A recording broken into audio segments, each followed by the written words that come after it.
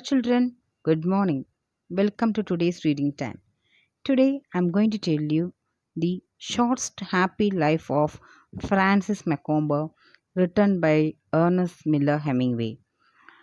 Ernest Hemingway was an American journalist, novelist, short story writer, and sportsman. His economical and understated style, which he termed the iceberg theory, had a strong influence on 20th century fiction, while his adventurous lifestyle and his public image brought him admiration from later generations. Hemingway introduced the three principal characters: Francis Macomber, his wife Margot, and the safari guide Richard Wilson.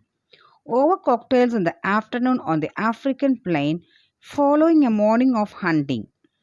Macomber and his wife are wealthy Americans hoping to revitalize their sometimes foundering marriage with a romantic African safari, and Wilson is a jaded Englishman who runs safaris for wealthy tourists for a living. As the three drink gimlets, they dance around the topic of Macomber's display of cowardice earlier that day as he ran away from a wounded lion and left Wilson to shoot it.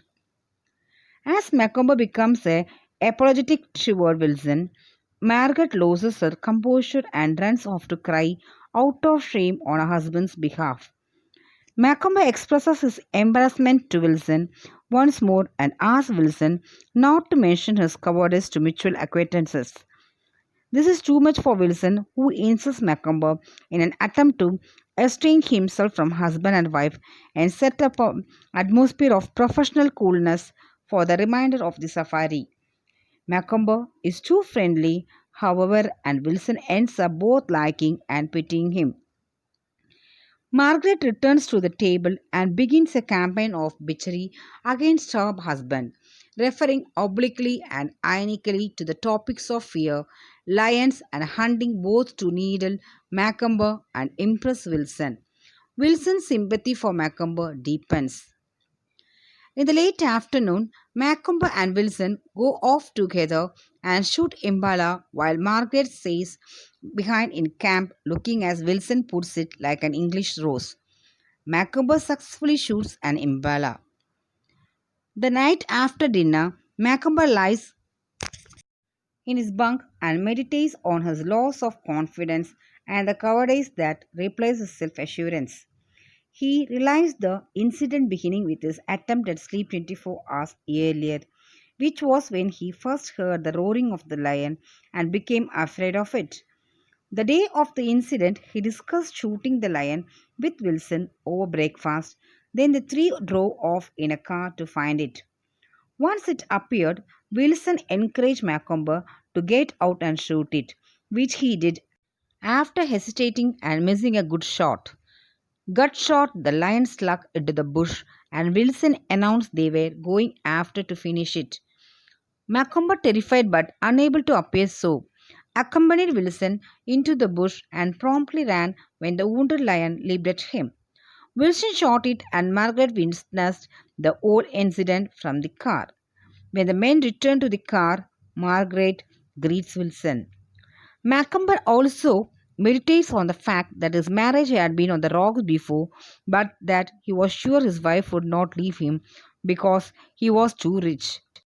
He was equally sure he would never leave her because she was too beautiful.